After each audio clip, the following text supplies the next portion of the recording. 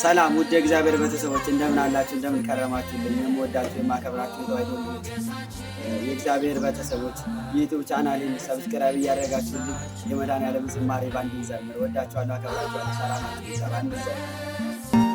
አጌጥንበት ስምህን ተዋብንበት ፍቅርህን ሞገሳችን ሆነሃል የጽድቅ ልብሳችን አማኑኤል።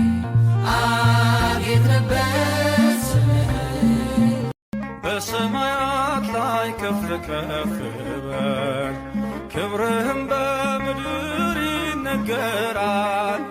ዘመን የሚዋጃለን ምስጋና መድኃኔዓለም ስምህ ገናና መድኃኔዓለም ስምህ ገናና